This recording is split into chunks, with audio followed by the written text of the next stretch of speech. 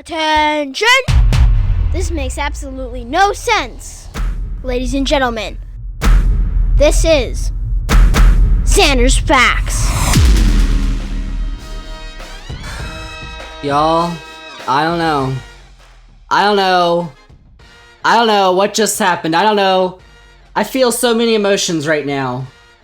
And I don't know what's going on. By the way, this is Zander's Facts. I am Zander. This is not a new episode of the podcast, but this is an instant reaction to the U.S. men's national team's CONCACAF Nations League semifinal match against Mexico.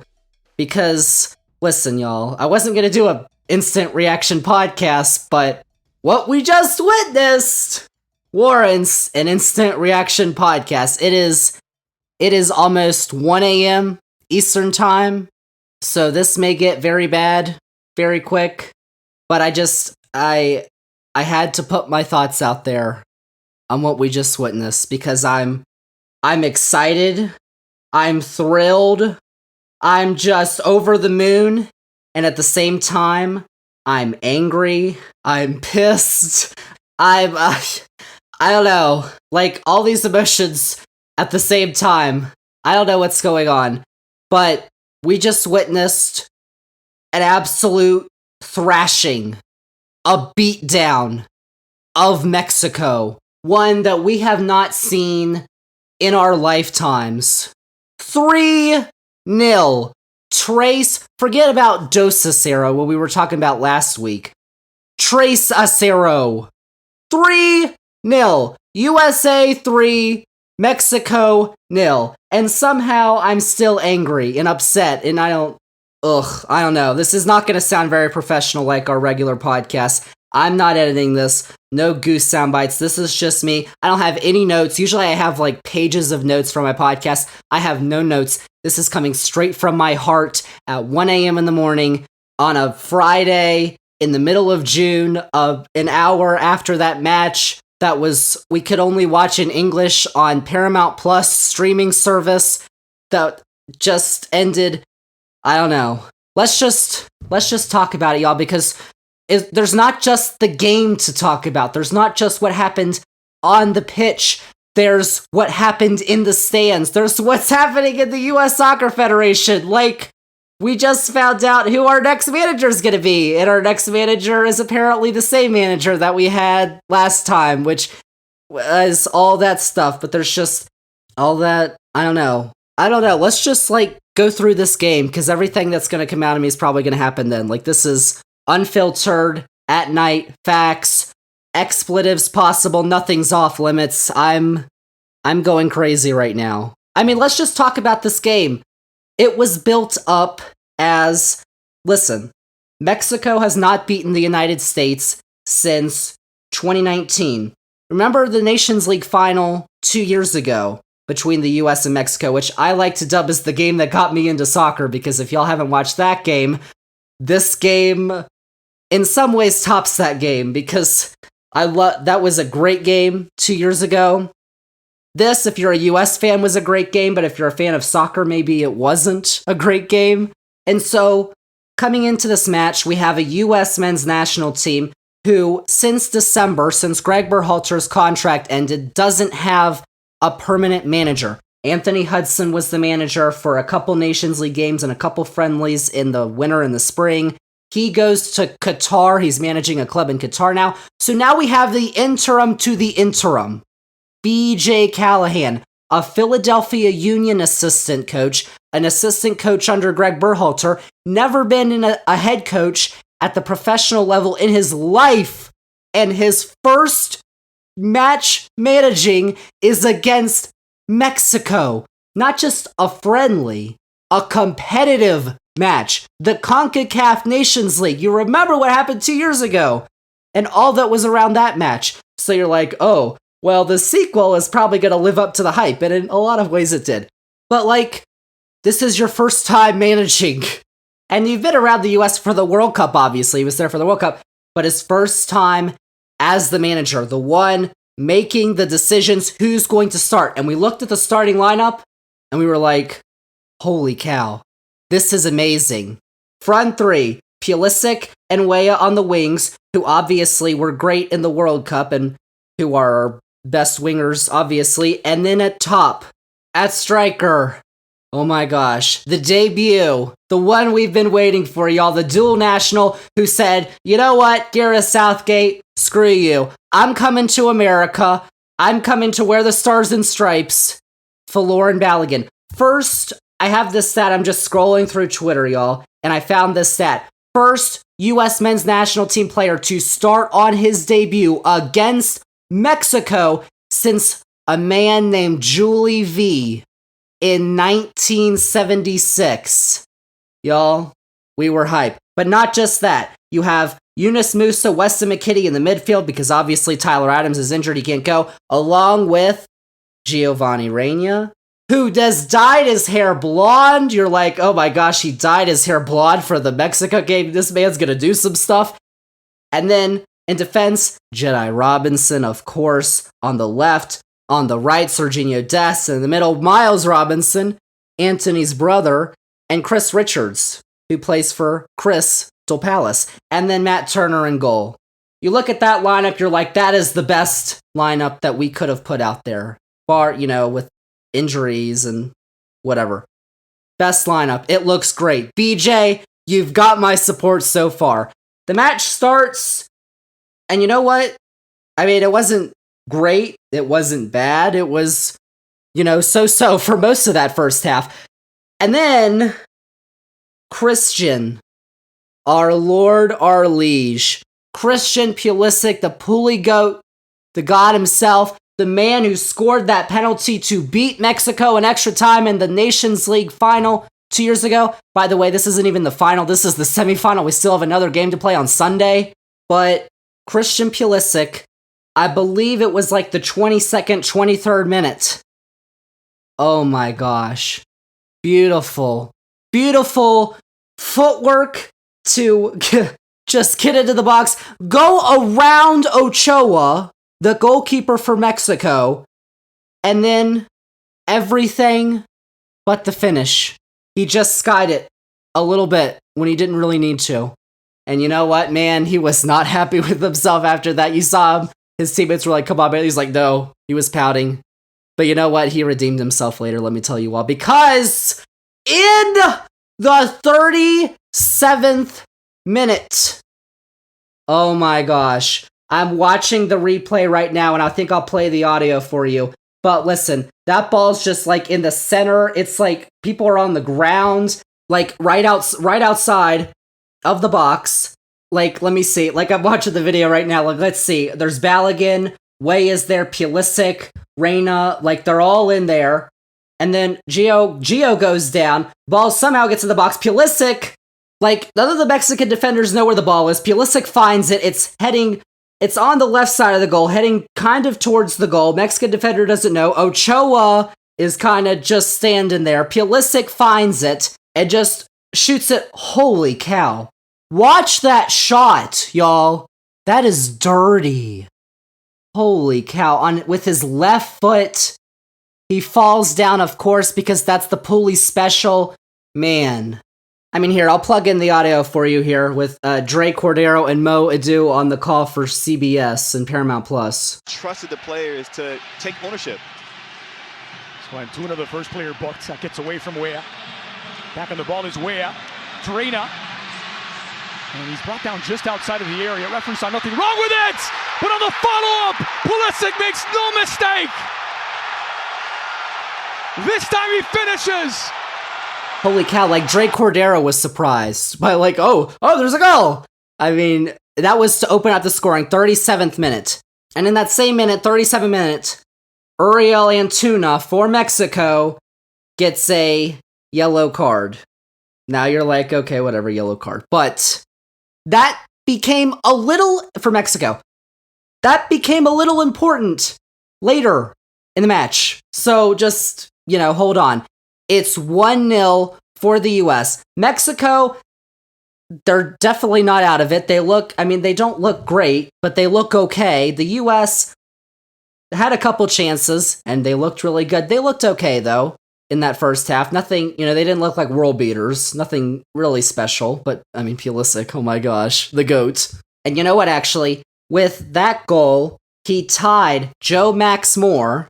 Y'all know who Joe Max Moore is? For 6th on the all-time goal-scoring list for the U.S. men's national team. He had 24 goals, only 59 caps. Joe Max Moore had 100. So, listen, he was moving up the sheet. But you know what? Halftime happens, and then we get back out onto the pitch, and bam! Absolute shock to Mexico. The U.S. comes out on fire like something we have not seen from the United States of America in a long, long time. And it ends up, I don't know. I'm going to play you the audio from CBS again because, spoiler alert, there was another goal. 46th minute. Everyone who supports this national team. Look out, it's a wonderful ball from Weston McKennie to find Tim Weah. Option streaking into the area. Pulisic back post! He's got a second!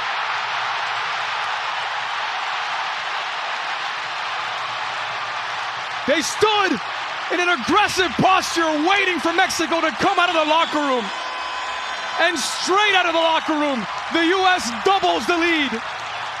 McKennie to Weah to the captain. Pulisic 2, Mexico 0. So like Timothy Weah, who shot it in, excellent cross. Pulisic is there, center of the box. Ochoa has no chance, ladies and gentlemen. And by the way, I was watching the match, by the way, with a friend of the podcast, Andrew, my own brother, who does our March Madness podcast with us every year. And he said, which I thought about this too, he was like, that goal, the second goal from Pulisic looked really reminiscent of his goal against Iran, where the cross came in and he just, and that was the one where he got hit in the penis. But he didn't hit Ochoa this time. He only hit the net with the ball. Listen, y'all. Oh, man. And you know what? Capping it off, celebration, rock, paper, scissors, y'all. Nothing can beat rock, paper, scissors celebration. So, now Mexico's screwed. It's 2-0. 2-0's happened how many times? Mexico's like, oh crap, what are we gonna do? So they bring on a couple of substitutions in the 54th minute. They bring on Jonathan Herrera, Santiago Jimenez, numbers 9 and 11, which they lined up very interestingly while trying to get into the game. I don't know if you know this. But after the Pulisic goal, I told you all that yellow card in the first half would play a role for Uriel Antuna, and it did. Because after the goal, can't remember what time it was in the second half, but Antuna and Reyna collide, you would say. But what actually happened was Antuna's arm swung into Reyna's face, and he was bleeding. I think his nose was bleeding. But, watch it. If you haven't watched it, watch it. How is that not a yellow card? Oh no, he had a yellow card in the first half. How could we send him off, please? Come on, ref! I can't really describe it to you, but, you look at it and you're like, that looks like a yellow card to me. Listen, y'all. That was the first CONCACAF thing. I don't know. It's 2-0 at this point. And then between the 59th and the 63rd minute, we get 4 yellow cards. 2 for Mexico, 2 for the U.S. So Jimenez, who just came in for Mexico, and Israel Reyes. And then for the U.S., the Robinson brothers, Anthony and Miles, they both got yellow cards. That was the first little scuffle that happened. Then, in the 69th minute, I know, nice. 69th minute, Cesar Montes for Mexico is battling with Folarin Balogun. Montes had the ball. He's losing to Balogun. Balogun, who I thought played he didn't score a goal. They didn't really have any chances. When you're a striker, people need to create chances for you. Didn't really happen, but I thought he played all right, and he definitely, holy cow, y'all, he definitely showed some potential. This guy, oh man, he could be good. But you know what? He's battling Cesar Montes. Montes realizes, oh, I'm going to lose the ball. So you know what? I'm just going to wild kick at my guy, Faloran Balogun. And you know what? Deservedly so. Referee, thank you very much. Straight red card. But oh no. Oh, this is terrible. So now we have this whole scuffle. And when it's US-Mexico, listen, y'all. US-Mexico never disappoints. Doesn't matter if it's 1-0, 2-0, 3-0, 3-2. It never disappoints. And let me tell you all, we had this was the first big scuffle that happened after that. Players are grabbing each other, we're pushing. And Weston McKennie for the United States ends up getting a red card. Why?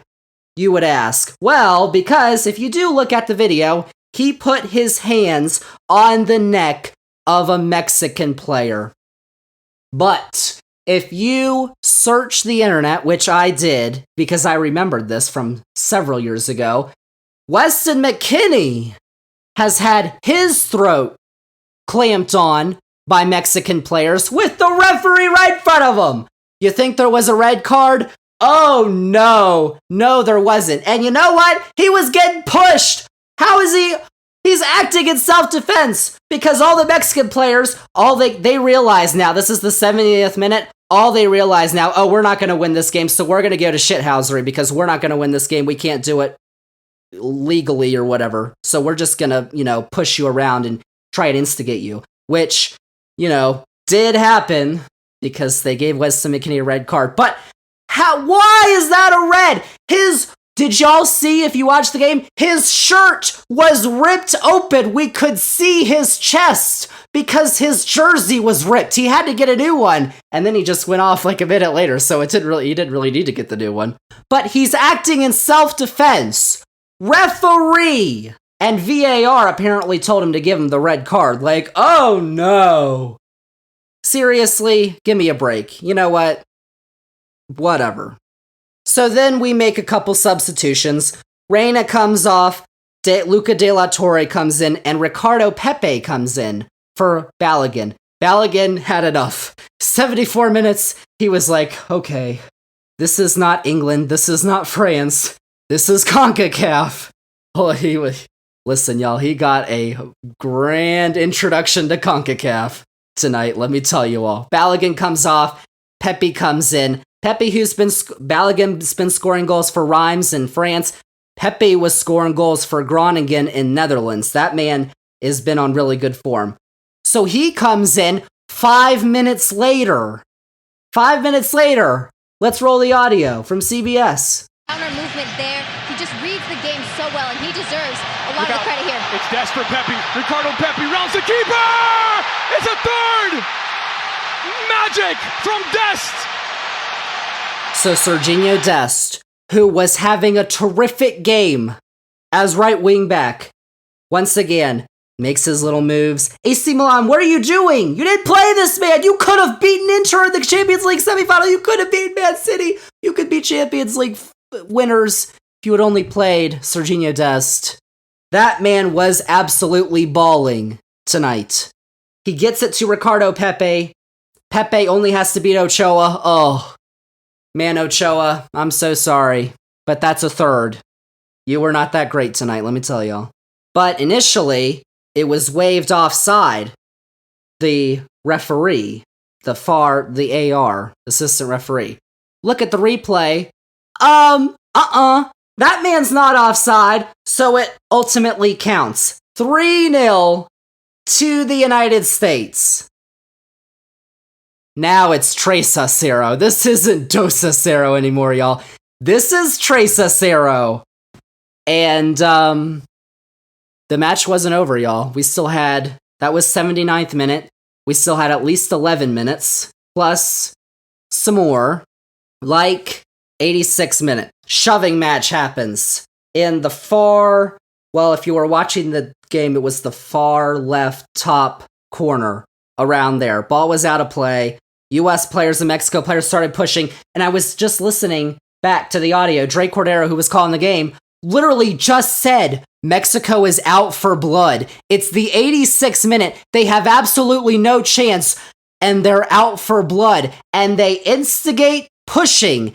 Edson Alvarez gets a yellow. Chris Richards for the US gets a yellow. Then, because Gerardo Ortega decides to get into the face of Serginho Dest and push him in the face, he gets a red. Serginho Dest rightfully retaliates, and so he gets a red? Like, ref? Well, what? I don't understand. The US, first off, Mexico was out for blood. They knew, you know what, let's just kick the shit out of them because we don't care. We're playing in a stupid third place game. They're going to play in the final because we suck at soccer. We can't play correctly, so you know what, we're going to shithouse. Let's just try and kick these players out. And you know what, they succeeded in that one. That's the only thing they succeeded in last night, was just trying to kick US players out. Because they kicked 2 of them out now. Weston McKennie and now Serginho Dest, who have red cards. So they can't play in the final against Canada on Sunday. Like, we're acting in self-defense, bro. Good grief. Like, you notice, all the US red cards came after Mexico red cards. Who was instigating? It was Mexico. Oh, but the ref, I don't know. So then Ochoa, the goalkeeper, comes in. I don't understand. He got a yellow card. I gotta be honest, I don't understand how Ochoa got a yellow card. Maybe he said something, I don't know. Like, maybe the ref was just pointing at random people because, listen, after that shot at Gio Reyna, which happened, it was like in the 50-minute, somewhere around there. After that happened, the ref lost the game. He lost control. Awful performance by this referee. CONCACAF's gonna defend him because CONCACAF is crap, but this man was awful. He lost that match in the second half. He was just pointing at random people. Ochoa, oh, here you go. You get a yellow card. Pulisic comes off in the 89th minute. Goes to hand his armband over because he's the captain, and he gets a yellow card. For what? What are you doing, referee? Like, what are you looking at? What was the yellow card for? I still don't know. I've been on the internet for the last hour. No one knows. What was the yellow card for? No one understands. Listen, I saw this from Christian Pulisic. I saw this on Twitter. Like, not from Christian Pulisic's Twitter, but someone on Twitter at USMNT_thoughts. They tweeted this. Christian Pulisic just looked that Mexican player in the eye and said, I won a Champions League final. Who the fuck are you? And that's why our level has eclipsed Mexico, because he's absolutely right. Listen, man, Christian Pulisic he's got that dog in him. Holy cow, especially against Mexico.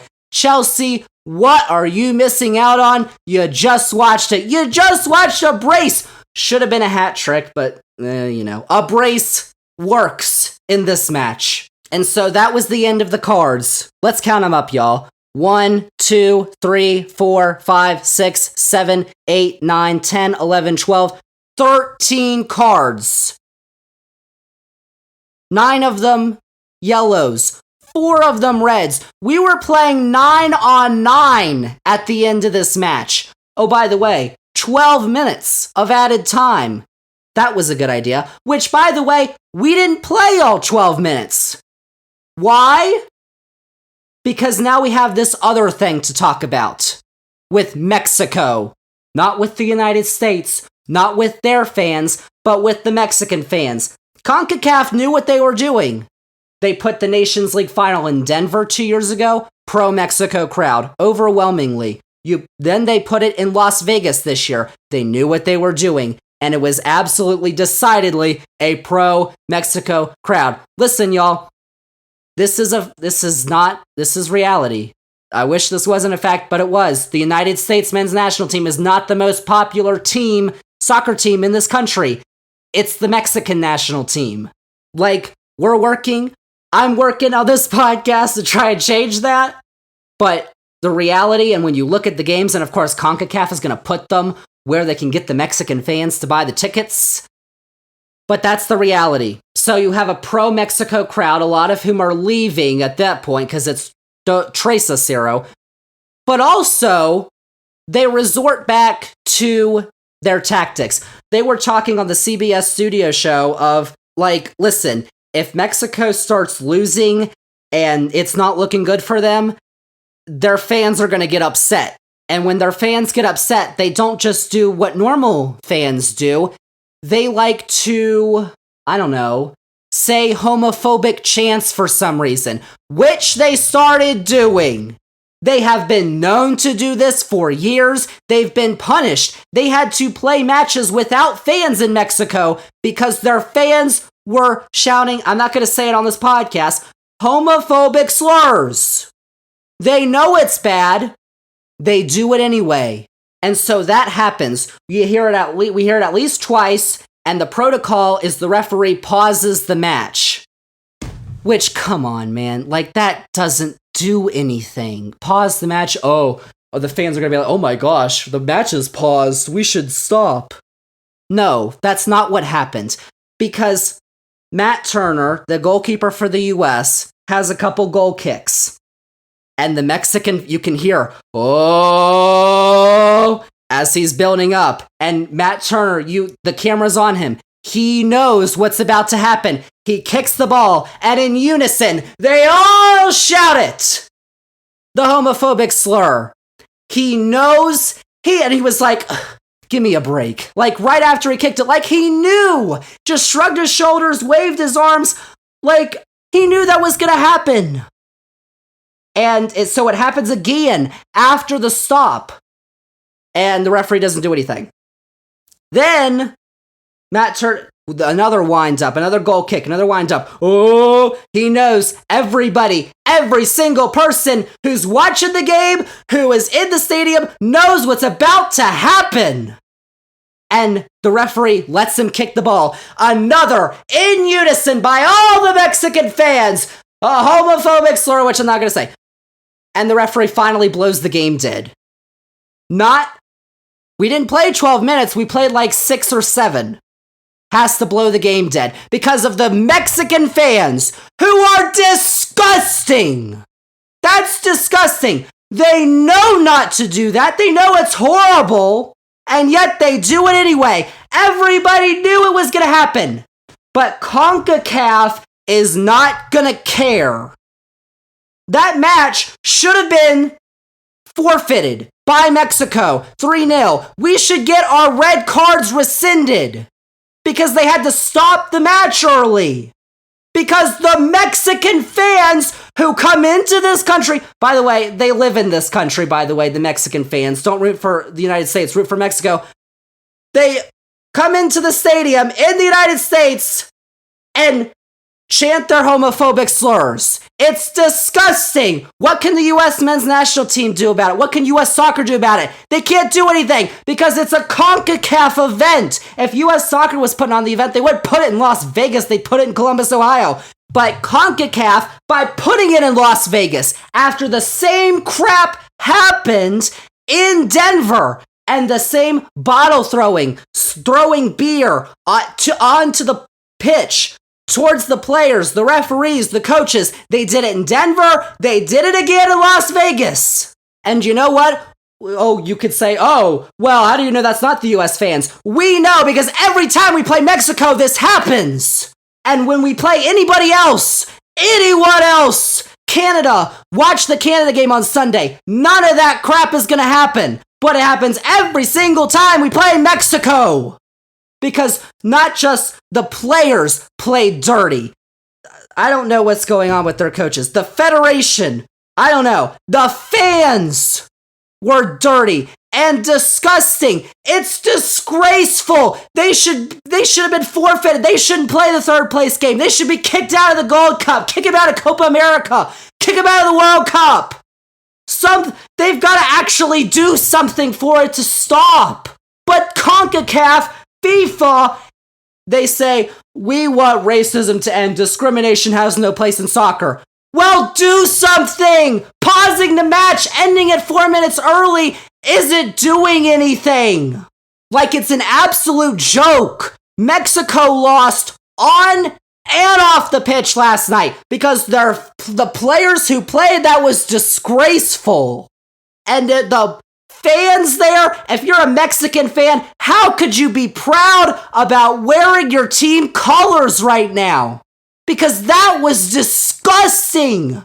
Not just the players who were playing shithouse football, CONCACAF at its finest, trying to get the U.S. players injured, which, because they know that the U.S. men's national team, U.S. soccer, has gone far beyond them. They're on a rocket ship to the moon, the U.S. men's national team, and Mexico is digging their own grave. On their youth development, what's going on with soccer in that country is not good. Things are not looking up for Mexico. And that's why, because their federation is an absolute mess. They just hired a new coach. Tata Martino's gone after the World Cup. They just hired a new coach. And now they're already talking about getting rid of him. Like I said with Chelsea last week, sometimes it's not an issue with the manager. It's a federation problem. And it is absolutely a federation problem with Mexico. Like, you'll love to see the U.S. just beat up on him because they're our rivals. But this is just sad. It's just sad at this point and disgraceful. But they don't face consequences. CONCACAF needs to do something. Don't be Conca crap. FIFA needs to do something. US soccer needs to take a stand or whatever they can do. They can't really do anything. Because why should we keep playing Mexico in Las Vegas and Denver and Los Angeles like we could do in the Gold Cup final next month? In the Southwest, where they know the Mexican fans are going to show up en masse and they're just going to embarrass themselves and their country and their federation. Why should Mexico play in the U.S.? They shouldn't be playing in the U.S. Like, sorry, y'all. Holy cow. It's just, they're just so disgraceful. There's a lot of Mexican fans and listen, I want to do that Donald Trump thing when you say, when Mexico sends its people, they're not sending their best. But there's so many great people from Mexico. And what the Mexican national team showed on and off the pitch last night was just awful. Like, I feel bad for them. It's really hard to feel bad because of just all of that. But I kind of do. Jeez Louise, man. So, the match was not abandoned. It was not suspended. It was not whatever. Because they were just finishing 4 minutes before the 12 minutes of stoppage time. That's what Nico Cantor tweeted. He was the sideline reporter for CBS. So it was ended on the ref's discretion. So he says, what are the protocols for then? The chant was heard 4 times, and there was the build-up, and we knew it was going to happen. We're going to move on, but, something needs to happen. We can't keep doing this. Mexico, on and off the pitch, is just getting worse and worse. Listen, y'all. That was that game. 3-0. We're out Serginho Dest. We're out Weston McKennie for the final against Canada. Sunday, 9 o'clock, Paramount Plus, in English, Univision, in Spanish. And, I don't know. I don't know what's going to happen. I mean, listen, Canada didn't look that great against Panama. They beat Panama 2-0. They didn't look that great. They claim they're the kings of CONCACAF because they don't have any trophies. They just finished first in World Cup qualifying, which doesn't mean anything because the top 3 teams all went. But, after what just happened, the players, you need to be in the right mindset. You're we just lost 2 of our guys to silly red cards that were not really their fault. Self-defense against dirty Mexican team is what they were playing like. Watch the match if you don't agree with me. It was totally real in the second half. They knew they were going to lose, so they just started playing dirty. You need to be in the right mindset. What we saw at the beginning of the second half, what we saw was some of the best soccer from this U.S. men's national team in a really long time. And that was under B.J. Callahan. You know what? Gregg Berhalter's apparently coming back. Hasn't been confirmed. It's been reported. he's coming back, which I have a lot to say. I don't want to say it all on this podcast because it's late and this is going long and we could talk about it on a future podcast. But, why wait 6 months? And apparently he's not even going to coach the Gold Cup. Like, what? He was the manager. He knows these guys. Come on, what are you doing? I don't understand. But, I don't think it matters. The guys we have, people make fun of me, people make fun of us for thinking about this. This is the most talent we've ever had on the U.S. men's national team. And when they play and when they work, they look incredible. Like what happened at the beginning of that second half was beautiful. The Serginho Dest, his play, he got the red card, but I thought he played amazing. Like I'm looking at the FOTMob scores, whatever that means. Pulisic, obviously, 9.3, star of the match. Dest should have gotten more than a 7.4. That's obviously because of the red card. But he had the assist for Ricardo Pepe. Like, I thought, out of that back line, and I thought both the Robinsons played really well, and Chris Richards, who we kind of underlook, because obviously the Bunn brothers, Tim Reams, Walker Zimmerman, who were at the World Cup, but Chris Richards, the guy who plays for Crystal Palace, didn't play often this past season, but that's the future right there. Chris Richards as a center back. And of course you just watch Matt Turner and you watch him from 2 years ago with the ball at his feet like he's scared for his life. Like, what is he doing when he was at New England Revolution? And now that he's been at Arsenal for a year, I mean, he just looks so confident and composed under pressure. Like it's a totally different person. Like Matt Turner, he's a really good goalkeeper, y'all. So I guess my initial thought to Berhalter is, okay, whatever. I'm not going to beat myself up for it. Like, what all can we do? But listen, the player, like, on Twitter, all this was kind of building up because Patrick Vieira, the former Crystal Palace coach, was in the news. Jesse Marsch, his agent, tweeted Thursday night, just before the match, that Jesse Marsch is no longer a candidate, so we're like, oh, okay. And then reports come that a decision's going to be made very soon. We didn't think a decision was going to be made until August. It might still not be. All of these rumors that have first reported by The Athletic, confirmed, I believe, by like Fox, ESPN, CBS, everybody, maybe they're not true, I don't know. But I'm assuming they are, that Gregg Berhalter, after a 6 months absence for whatever, I don't understand why. That's the only thing. I don't understand why you wait so long. And with this new regime, too, it's not like the same people are in charge of U.S. soccer.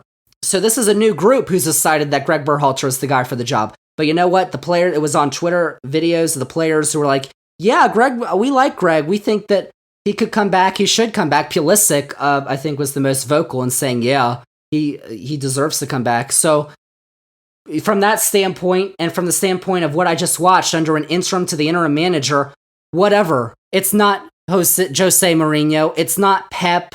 It's not whoever, the big names. It's Gregg Berhalter. But you know what? I still think we could win Copa America next year.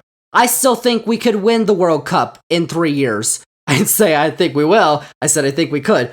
Because we have so much talent. And guys who don't come into camp like they do at Belgium and hate each other. Guys who really like each other and really like hanging out with each other. Like, this team has talent. They have chemistry. Just, you talk about those, or some of those, famous teams, like these super teams that we've seen in soccer at the international and the club level. And at some point you just say the manager's job is not to screw it up. Maybe Gregg Berhalter just doesn't need to screw it up. Like, if he just doesn't screw the pooch, then we'll be okay.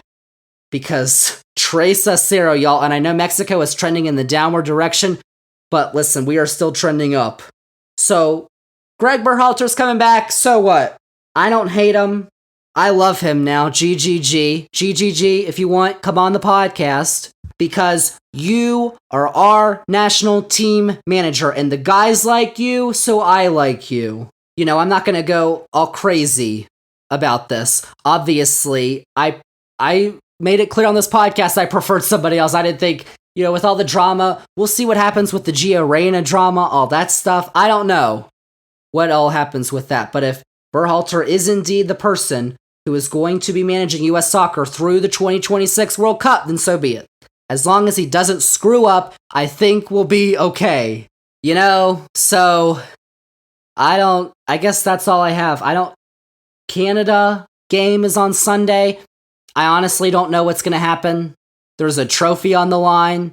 I think, obviously we'll have to replace Destin McKinney, but I really like what I saw from the U.S. men's national team Thursday night. I thought they played a really great game. If it wasn't for Mexico, they would be in prime shape to absolutely dominate Canada.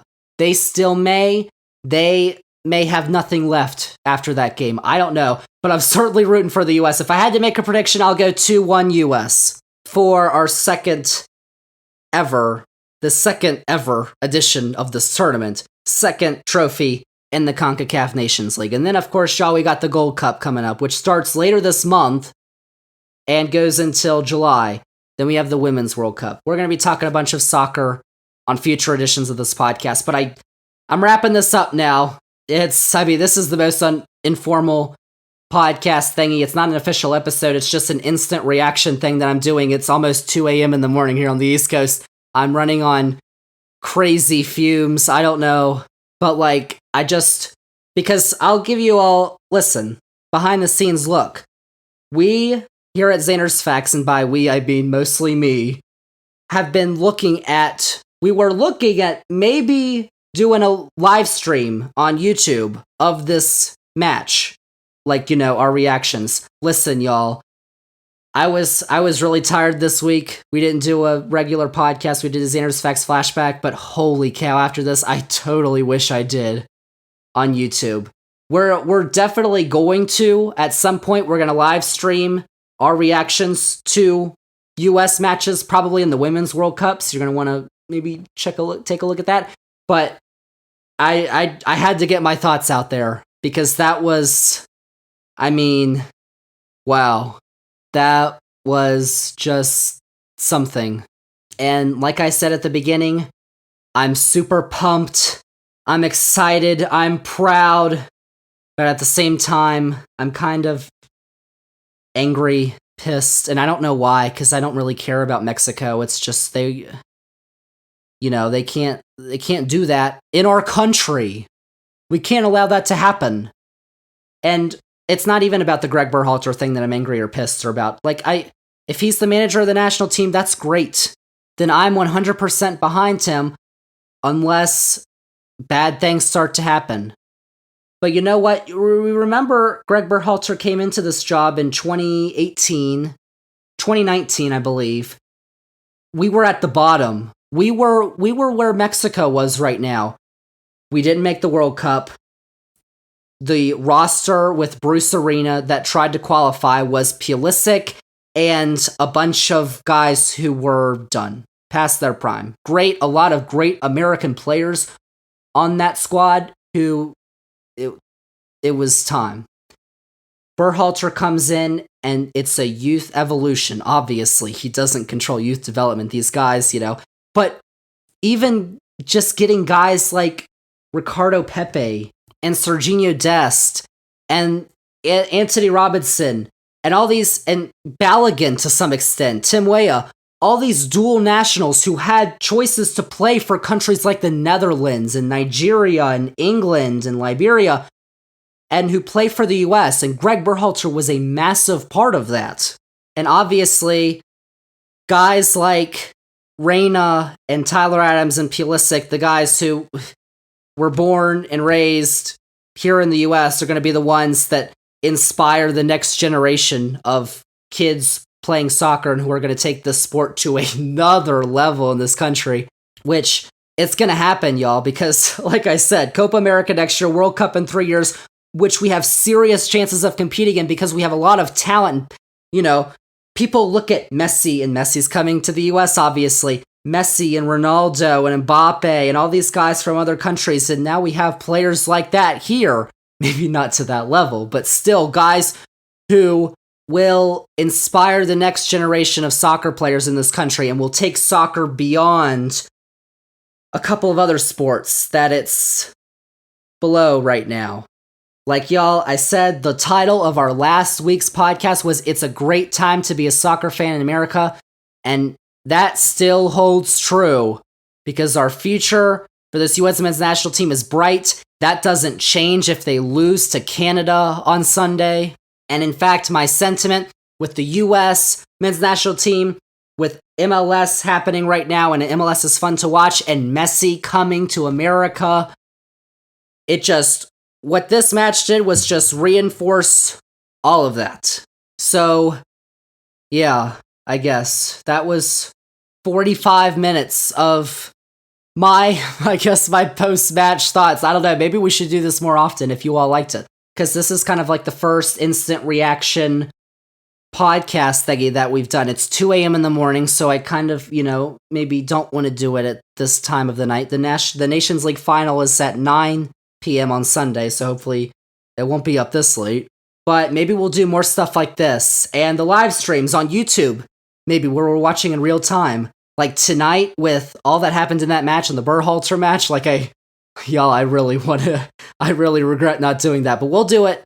Hopefully we'll get all that sorted out, set up, so we can do that soon. Because I think that'll be really cool and awesome. And it'll help spread the facts. And we, of course, love spreading the facts. But I don't know. That's all I have, y'all. I'm tired. I'm going to go to sleep. But I've got a lot of emotions in me. But I think what triumphs them all right now is just excited and proud for our U.S. men's national team because they played great again against their main rivals. And there's a lot of reasons to be angry and upset and embarrassed about that game and everything that happened around it. And maybe even with the manager situation and everything that's going on with U.S. soccer and all that stuff. But I just, I just wanted to wrap this up. Straight from the heart, no notes, U.S. men's national team.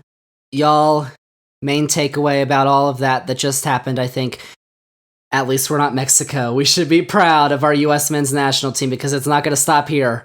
It is going to keep going. The 3-0, the Tres Aceros, stuff like this. Without all the, red cards and the CONCACAF and the homophobic chants and all that stuff.